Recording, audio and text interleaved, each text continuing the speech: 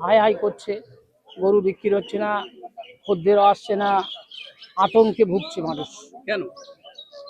সরকারের যে বার্তাটা দিচ্ছে যেভাবে, সেই ভয়তে আর কি মানুষ মর্মাহত।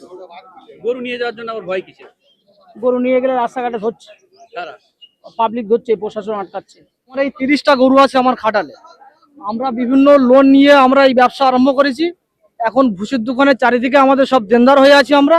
এখন আমাদের দুটোই রাস্তা, হয় আত্মহত্যা করতে হবে আর না হয় ছুরি অস্ত্র নিয়ে রাস্তায় দাঁড়াতে হবে। কারণ সরকার আমরা চেয়েছিলাম বদল হোক, কিন্তু মানুষের এইভাবে ক্ষতি হবে আমরা আগে বুঝিনি। সরকার উপরে ঘোষণা করে দিচ্ছে গরু জবাই করা বন্ধ, গরু অনেক নিয়ম মেনে কাজ করতে হবে। এত নিয়ম মানা অসম্ভব হয়ে যাবে আমাদের। কারণ ঘোষপাড়ায় একটা গরুতেই মানে 6 মাস দুধ হয়, তারপরে গরুগুলো ঠান্ড হয়ে যায়, গরুগুলো আর দুধ হয় না, 10 মাস বসে খাওয়াতে হবে তারপরে দুধ পাবে। সে ঘোষেরাও কি করবে? একটা গরু বাইরে থেকে আনতে গেলে আমাদের বহুত টাকা খরচা হয়, আর 10 মাস গরু রাখতে হবে, তারপরে একটা বাচ্চা পাবে। আর একটা গরু একবারই দুধ পাবে, তারপরে আবার বসে বসে খাওয়াতে হবে। এখন কি করবে মানুষ? আমরা তো দুধের ব্যবসা করি না, আমরা এই 7 মাস 8 মাস আমরা পালন করে আমরা বিক্রি করি। আর আমাদের এখন 30টা গরু আছে আমাদের। এই গরুটার দাম কিরকম? এই গরুটার দাম আমাদের 1,20,000 টাকা কেনা ছিল, আর এতদিন খেয়েছে আমাদের, এই 7 মাস খাইয়েছি বসিয়ে বসিয়ে। এখন 1 লাখ টাকাও দাম বলছে না, কোনো পার্টির দামই করছে না, বলে আমরা নিয়ে যাবো কি করে? মানে কি সমস্যা হচ্ছে? সমস্যা রাস্তায় ধরছে, পুলিশ প্রশাসন ধরছে, আর প্রশাসন ছেড়ে দিলে আমাদের মানে গোরক্ষক বাহিনীরা ধরছে। চারিদিকে একটা অশান্তি আর সৃষ্টি হচ্ছে। কেন অ্যাকচুয়ালি? ওরা বলছে যে আমাদের গোমাতা আমাদের পুলিশকে নিচ্ছেই না। আমরা চেয়েছিলাম যে বদল হোক, আমরাও চেয়েছিলাম এই মমতা সরকার চলে যাক, এই দুর্নীতি সরকার চলে যাক, কিন্তু আমরা ভাবিনি যে আমরা শিয়াল তাড়িয়ে বাঘ এনেছি আমরা। হ্যাঁ, আমরা ভাবিনি যে এর থেকে আরো পিছনে আরো খারাপ দিন আসছে। এখন মাননীয় মুখ্যমন্ত্রীর কাছে আমাদের আবেদন যে এবছর অন্তত ছাড় দেওয়া হোক, এবছর ছাড় দেওয়া হোক। এর পরবর্তীকালে আমরা আর গরু ব্যবসা আমরা করবো না। কারণ আমাদের এত আমরা নির্যাতিত হচ্ছি গরু পুষে, চারিদিকে গোরক্ষক বাহিনী আছে, হুমকি দিচ্ছে, আর প্রশাসন মাইকে মাইকে অ্যানাউন্স করছে যে 14 বছরের সার্টিফিকেট লাগবে। কোন গরুটা 14 বছর বয়স আছে এখানে? এই গরুটা আমার এই 7 বছর বয়স, 14 বছর হলে তো এ তো মানে শেষ হয়ে যাবে। একটা মানুষ 14 বছর কিভাবে গরু পুষবে?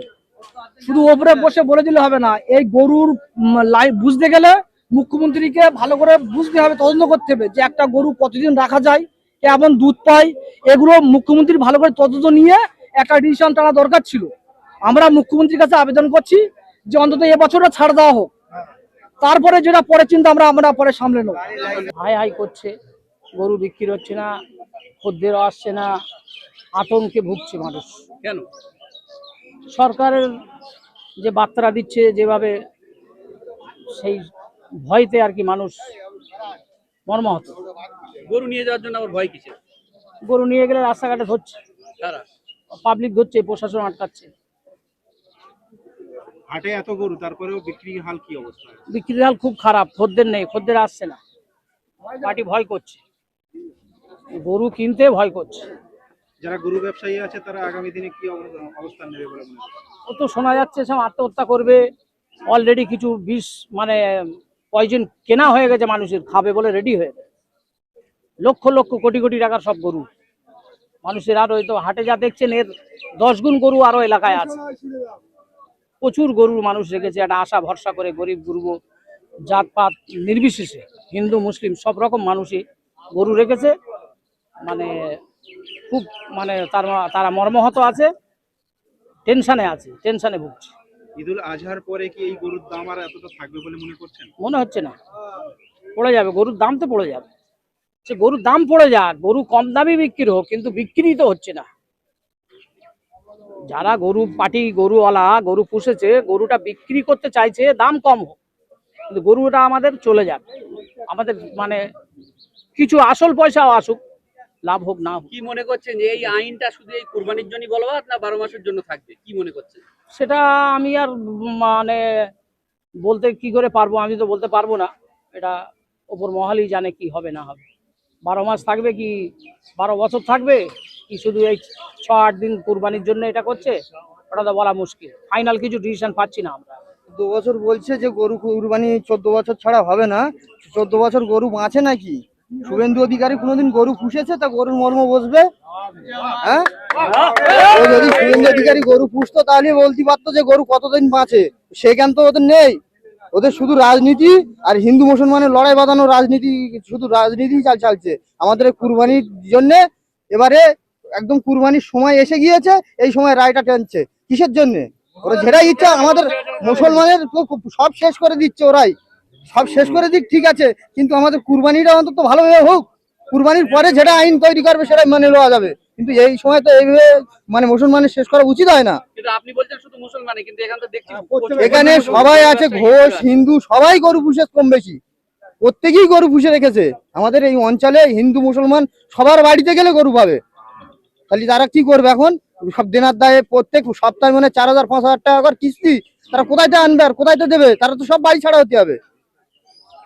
বিষ খাওয়া আত্মহত্যা ছাড়া কোনো রাস্তা নেই তো,